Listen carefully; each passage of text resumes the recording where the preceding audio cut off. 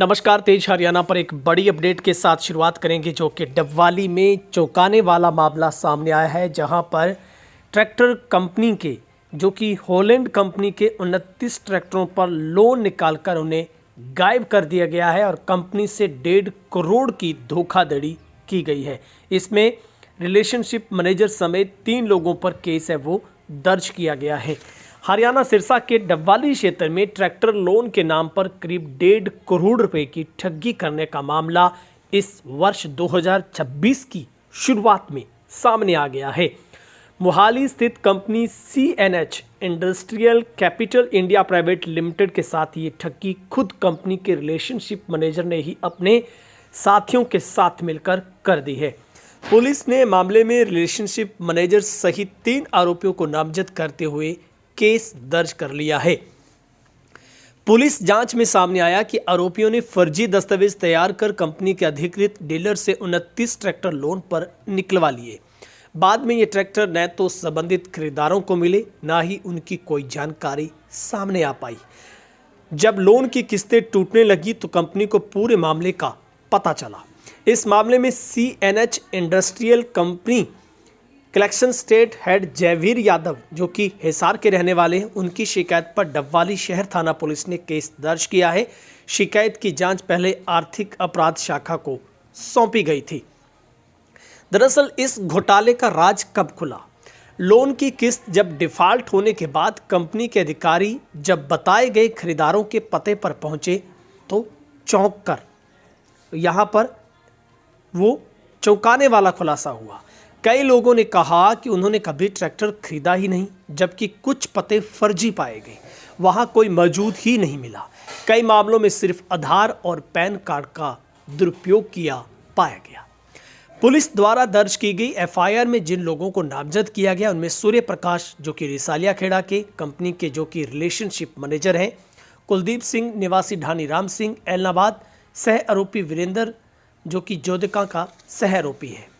31 जुलाई 2023 से 23 मई 2024 के बीच ये फर्जीवाड़ा हुआ है। आरोप है और जांच में सामने आया कि 31 जुलाई 2023 से लेकर 23 मई 2024 के बीच आरोपियों ने डबवाली के सिरसा स्थित न्यू हॉलैंड ट्रैक्टर एजेंसी, जो कि सिद्धू ट्रेडिंग कंपनी से 29 ट्रैक्टर निकलवाई। एजेंसी मालिक इंद्रजीत सिंह सिद्धू, जो कि इस जांच में उनको भी शामिल किया गया है। और आरोप यह है कि आरोपियों ने ग्रामीणों को छोटा मोटा लोन दिलाने का झांसा दिया, उनके आधार कार्ड व पैन कार्ड का इस्तेमाल कर ट्रैक्टर लोन पास करवाया, बाद में ट्रैक्टर गायब कर दिए। असली लोगों को कर्ज का पता तक नहीं चला। कंपनी को करीब 1.5 करोड़ का नुकसान झेलना पड़ा है। ऐसा ही पहले एक मामला एलनाबाद में भी सामने आया है। कंपनी के स्टेट हेड की माने तो एलनाबाद में भी इस तरह के एक मामला दर्ज है। 20 मई 2025 को एलनाबाद थाने में इस तरह की ठगी का केस दर्ज हो चुका है। फिलहाल विचाराधीन है। डबवाली पुलिस का कहना है कि मामले की गहनता से जांच की जा रही है। दस्तावेजों, बैंक रिकॉर्ड, ट्रैक्टरों के लोकेशन को खंगाला जा रहा है। जल्द ही नाम सामने आने व गिरफ्तारी की संभावना इसमें जताई जा रही है। सबसे बड़ा इसमें सवाल है कि आखिर वो ट्रैक्टर कहाँ गए? क्या उनको आसमान खा गया या जमीन निगल गई? वो ट्रैक्टर आखिर है कहाँ? उनको कहाँ पर बेचा गया या उनको कहाँ पर छुपा कर रखा गया है? दरअसल ये मामला कोई 2, 4, 10 ट्रैक्टरों का नहीं, बल्कि पूरे 29 ट्रैक्टरों को खुर्द-बुर्द कर दिया गया है, जिसमें पुलिस ने विभिन्न धाराओं के तहत अब जो केस इसमें है वो दर्ज कर लिया है। तो ये बेहद चौंकाने वाला जो मामला मंडी डबवाली से सामने आया है, जहां पर 29 ट्रैक्टर गायब हो गए हैं और मोहाली की ये कंपनी में रिलेशनशिप मैनेजर तैनात रिसालिया खेड़ा गांव के व्यक्ति ने अपने साथियों के साथ मिलकर अपनी ही कंपनी से 1.5 करोड़ रुपए की ठगी मार ली। बताया जाता है कि आरोपियों ने फर्जी दस्तावेज तैयार करके कंपनी के ऑथराइज्ड डीलर से 29 ट्रैक्टर लोन पर निकलवा लिए। जब लोन किस्तें टूटी, कंपनी अधिकारी संबंधित लोगों के पास पहुंचे, पते की जानकारी ली गई तो आगे सब कुछ गोलमाल निकला। फिलहाल अब पुलिस ने इन लोगों के खिलाफ विभिन्न धाराओं के तहत मामला दर्ज कर लिया है और पुलिस का कहना है कि इस मामले में गहनता से जांच की जाएगी। तमाम जिनके ऊपर आरोप है उनको पुलिस शामिल तफ्तीश करेगी।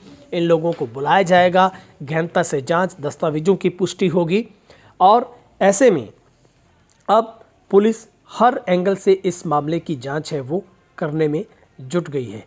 गौरतलब है कि इस तरह का मामला इलाहाबाद में भी दर्ज है, जो कि विचाराधीन है। लेकिन ये 1.5 करोड़ की ठगी मारने का मामला बेहद चौंकाने वाला है, जिसमें पुलिस ने 3 आरोपियों को नामजद करते हुए उनके खिलाफ केस दर्ज कर लिया है।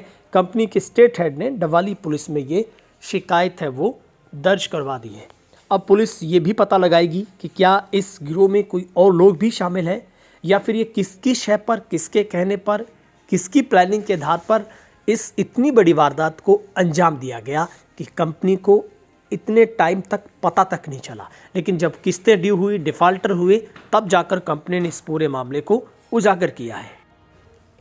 वहीं पर इस मामले पर जब संबंधित कंपनी से बातचीत की गई तो उन्होंने कहा कि जब भी किसी को ट्रैक्टर लोन पर लेना होता है, फाइनेंस हमारी अलग से एक ब्रांच बनी हुई है, उसी के द्वारा तमाम डॉक्यूमेंट लेकर हमारी कंपनी को भेजे जाते हैं।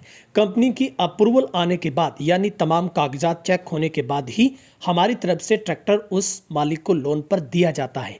यानी कागजों का जो जिम्मा है वो कंपनी को ही उसमें इम्प्रूव करना होता है, उसको देखना होता है, उन तथ्यों की जांच करना होता है और संबंधित कंपनी के अथराइज्ड डीलर को जब उसकी पूरी की पूरी अनुमति मिलती है तो उसके बाद ही ट्रैक्टर को लोन पर दिया जाता है। फिलहाल कंपनी की तरफ से इन आरोपों को निराधार बताया गया है और कहा गया है कि इस मामले में जांच में जो भी कुछ पूछा जाएगा वो निष्पक्ष रूप से जांच में सहयोग किया जाएगा।